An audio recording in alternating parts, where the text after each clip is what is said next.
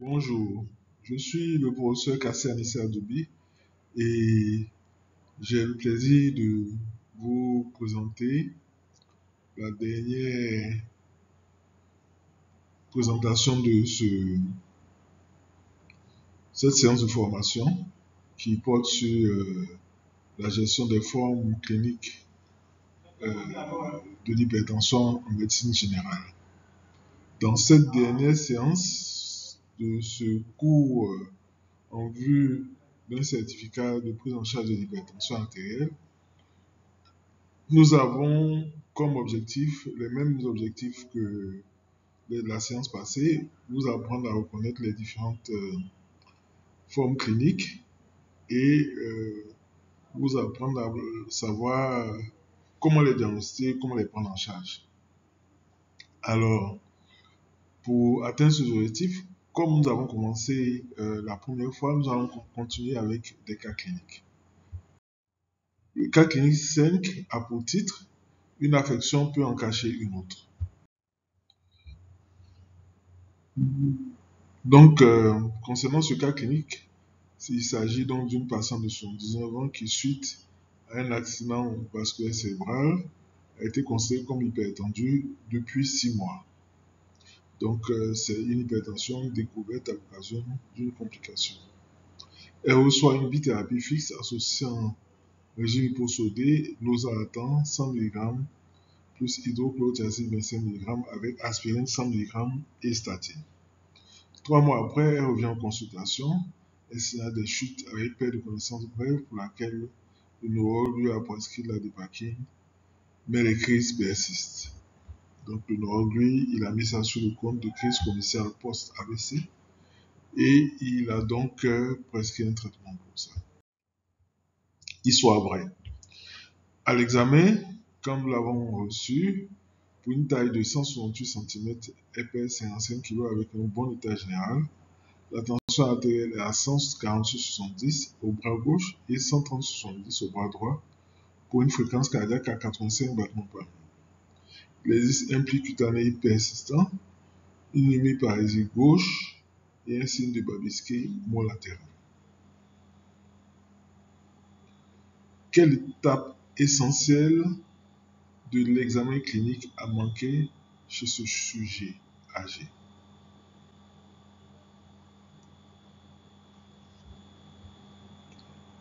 Eh bien, ce qui a manqué, c'est la prise d'attention assise et debout. La prise d'attention en position debout chez le sujet âgé est primordiale parce qu'il faut éliminer une hypotension orthostatique qui peut être induite par un médicament ou par un certain nombre de circonstances. Ainsi, lorsque vous prenez l'attention debout, chez cette dame, vous trouvez 93/60 mm de mercure avec une fréquence cardiaque à 110 battements par minute. Vous demandez un bilan au ionogramme sanguin. Vous avez un sodium à 128 mmol par litre et un potassium à 3,3 mmol par litre. La créatinémie est à 10 mg par litre. Le débit de filtration glomérulaire est à 62 ml par minute. La numération objective d'une anémie à 9,3 g par décilitre. De type hypochrome microcytaire.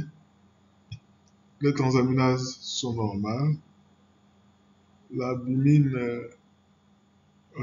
objective, un taux d'amino 30 g par litre et la CRP est inférieure à 5 mg par litre. Donc l'hypotension orthostatique, parce que c'est de ça qu'il s'agit, est une situation fréquente chez les sujets âgés et représente parmi les causes de chute et des syncopes une des plus fréquentes en gériatrie. Elle touche 7% de la population générale et sa prévalence augmente avec l'âge pouvant atteindre 30% chez le sujet de plus de 75 ans. Donc, quels sont les facteurs qui peuvent induire une hypotension orthostatique? En premier lieu, les antihypertenseurs. Donc, les antihypertenseurs peuvent induire donc de l'hypotension orthostatique. Ensuite, il peut s'agir d'une hypovolémie et donc on peut avoir des signes de déshydratation. Donc, ça peut être des médicaments, notamment les diurétiques, peuvent induire donc de l'hypotension. Cette dame prenait de, de, de l'hydrochlorothiazide associé à du losartan, 25 mg d'hydrochlorothiazide, donc un diurétique. Et donc ça peut expliquer. Et on voit aussi que son sodium est bas, en dessous de 130 milliequivalents par litre, donc elle est en hyponatrémie. Et en plus, certainement qu'elle fait un régime hyposodé maintenant qu'elle sait qu'elle est hypertendue. Donc, ces deux facteurs-là sont suffisants pour induire une hypotension orthostatique chez le sujet âgé. Quel est votre diagnostic? L'hypotension orthostatique pourront expliquer les symptômes de la patiente. Quels sont les facteurs favorisants? L'âge, sujet âgé, déficient de barorécepteurs. La déshydratation, pli cutané, hyponatrémie, favorisée par un régime hyposodé, plus les diurétiques, les antihypertenseurs à forte dose, l'anémie qu'elle avait aussi. Nous avons vu qu'elle avait une anémie, même si elle n'est pas importante, elle est suffisante pour créer une hypotension orthostatique. Donc, qu'est-ce que vous faites? Vous changez son traitement au profit de la cilnidipine, qui est un inhibiteur calcique à longue durée d'action, 5 mg, un comprimé par jour, et vous corrigez son hyponatrémie, son hypocalémie, son anémie. Vous lui mettez un protecteur de la muqueuse gastrique parce qu'elle a une anémie hypocrame mucocitaire. Ça peut être un saignement occulte. Et puisqu'elle prend peut-être de l'aspirine aussi, recommandez un régime normosodé chez elle. Et vous lui prescrivez du clopidogrel à la place de l'aspirine à cause de la probable gastrite érythémateuse ou bien gastrite hémorragique induite par l'aspirine. Voilà. Et puis, vous discutez en fait avec le neurologue quant à l'arrêt éventuel de la dépakine, parce que vous avez trouvé son diagnostic. Vous la voyez 3 mois après, tension artérielle 148/70 mm de mercure, tension artérielle couchée debout 137/14 mm de mercure, non centimètres de mercure. Quel type d'hypertension artérielle a cette dame? Elle a une hypertension artérielle de type systolique. Parce que vous voyez que la pression artérielle systolique est basse ou normale, alors que la pression artérielle diastolique est un peu élevée. Alors, qu'est-ce que vous faites dans ce cas? Vous gardez le traitement, vous modifiez le traitement et proposez une bithérapie maintenant ou majorer la dose de cilnidipine. Donc, on a vu que les bithérapies sont recommandées en première intention. Et puis, on a vu que majorer les doses, ça n'apporte pas plus de bénéfices additionnés. Mais ici, on a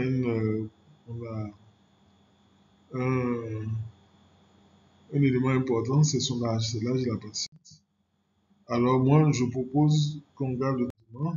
En effet, quoique une bithérapie soit recommandée, vous voyez, chez les patients à fébris, grade 1 de l'hypertension, tension artérielle systolique inférieure à 140 sur 150 sur inférieure à 150 mm de mercure, ou chez les patients très âgés, plus de 80 ans, ou patients fragiles, il faut proposer une monothérapie. Donc ici, nous proposons donc une monothérapie. Elle va garder la cilnidipine avec les objectifs thérapeutiques qui sont les suivants. Et ici aussi, les recommandations chez le sujet âgé et chez le sujet qui manque d'autonomie autour de 80 ans, c'est que le seuil de traitement doit être compris entre 140 et 150 mm de mercure, d'après ces recommandations de l'ESA 2023. Donc, quelles sont les leçons qu'on a apprises de ce topo, de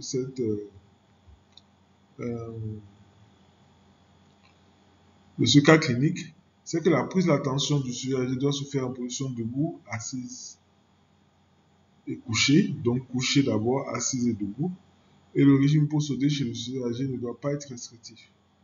Les objectifs thérapeutiques sont moins élevés chez le sujet âgé, chez le sujet fragile, mais le traitement ne doit pas être supprimé. Cas clinique numéro 6, les jeunes. Les jeunes. On vous adresse du centre de santé rural un jeune homme de 37 ans, chanteur, compositeur, surnommé Petit-Fils, pour hypertension artérielle sévère. Dans ses antécédents, on note qu'il est fumeur depuis l'âge de 15 ans en raison d'un paquet par jour. Il utilise souvent des traitements à base de plantes et n'a pas de revenu fixe.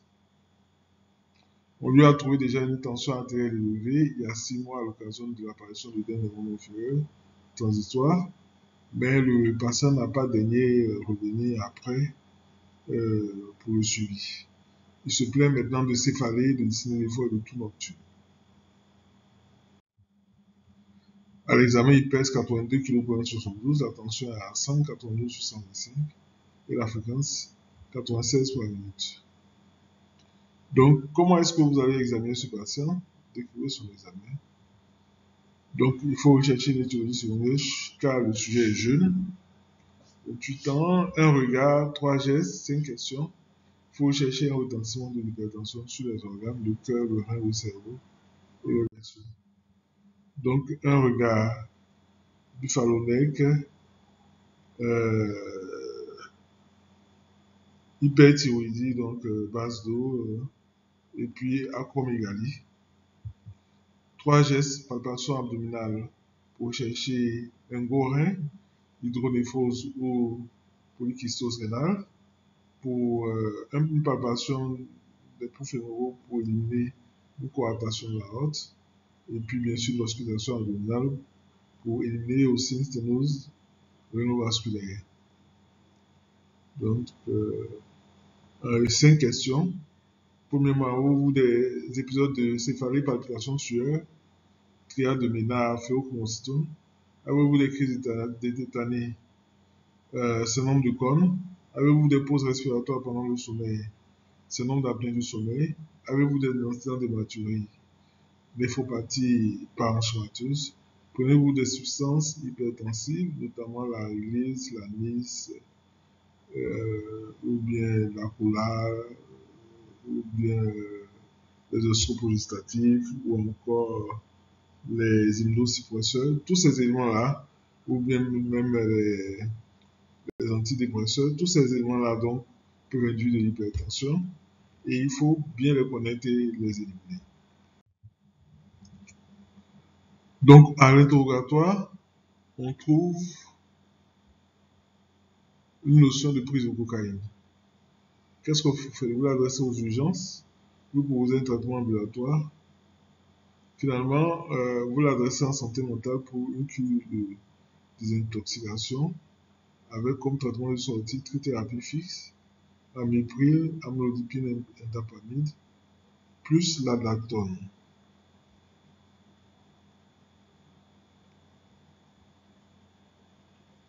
Et un bilan biologique. Une semaine après, la tension est à 120/80, le bilan objectif, une anémie à 9,1, une azotémie à 1,5, une créate à 34, une protéinure à 2,1, une hypercalémie à 5,8. Quelle est votre attitude thérapeutique? Et est-ce que cette attitude était-elle justifiée? Donc, quand on examine le bilan, qu'est-ce qu'on constate? Votre attitude est-elle justifiée? Non, une biotrithérapie suffisait pour la première étape de sa prise en charge. Ne jamais introduire un anti-aldostérone sans avoir au préalable évalué la fonction rénale. Dans son cas, on va arrêter la spironolactone et on fera par la suite un bilan rénal complet. Une cause secondaire doit systématiquement être recherchée. C'est un sujet jeune, c'est la leçon apprise. Ici, c'était l'intoxication à la cocaïne. L'interrogatoire est la clé de la prise en charge du patient. Il faut toujours bien interroger vos patients et savoir les écouter. Parce que l'interrogatoire, c'est pas seulement interroger, mais c'est aussi écouter.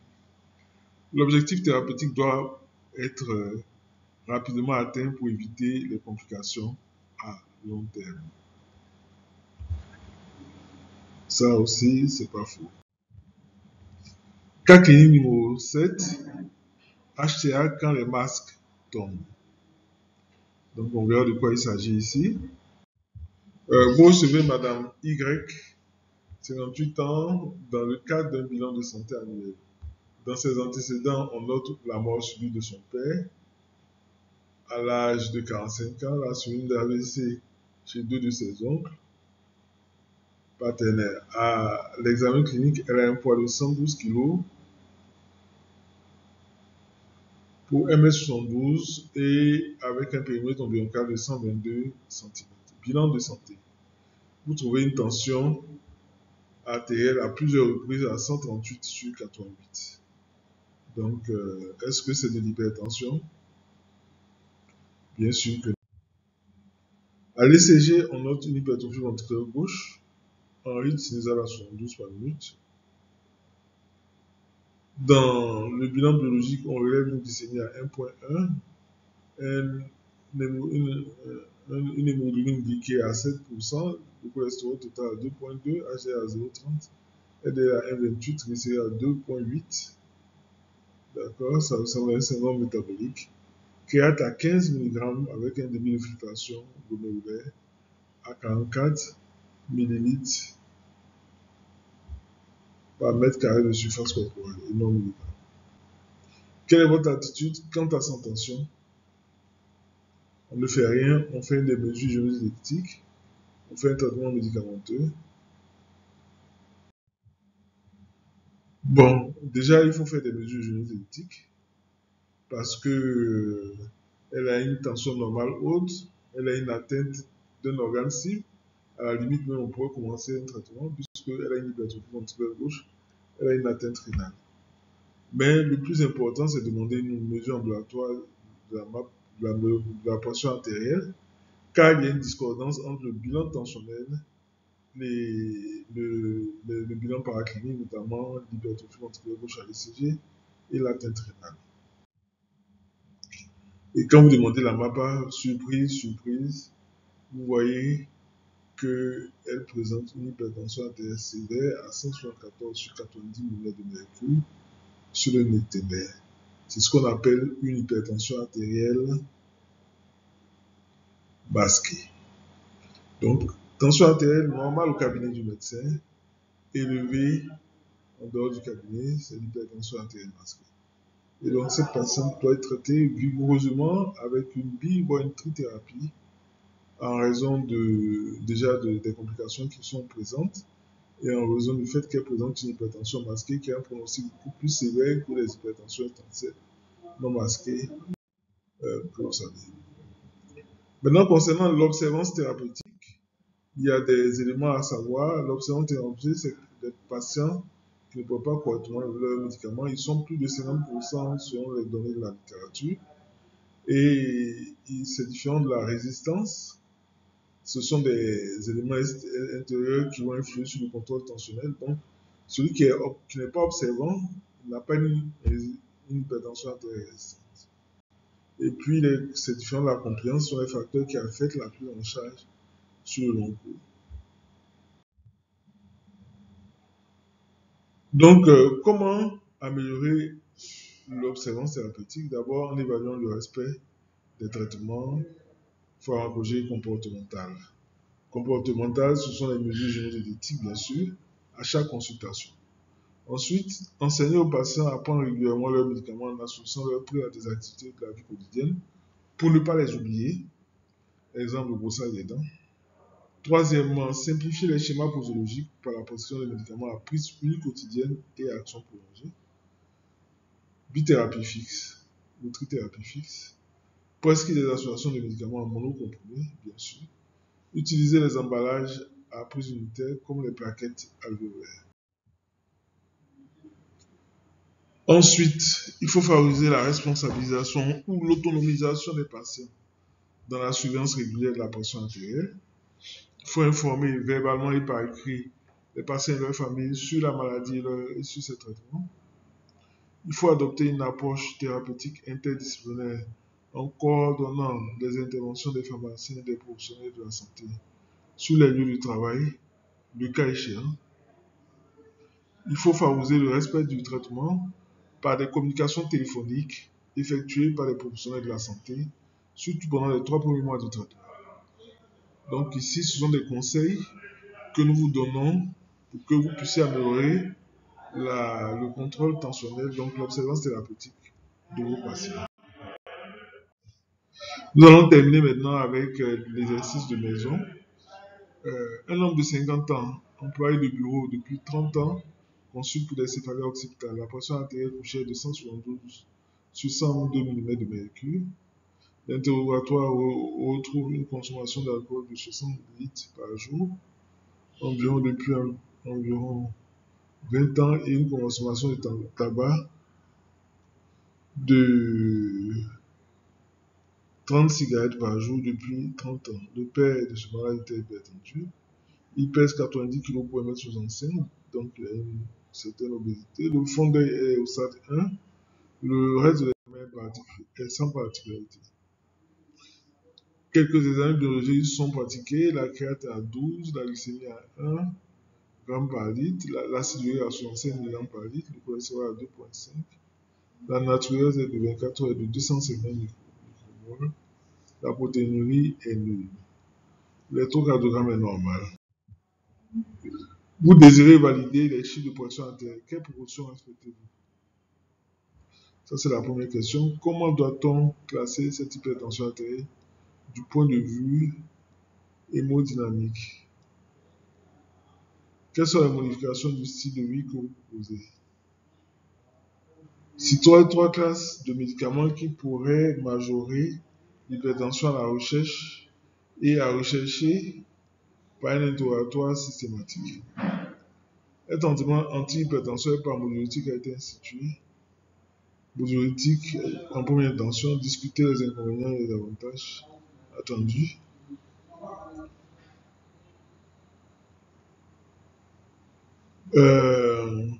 Chez ce patient, quelles sont les classes thérapeutiques les plus adaptées? 6 mois plus tard,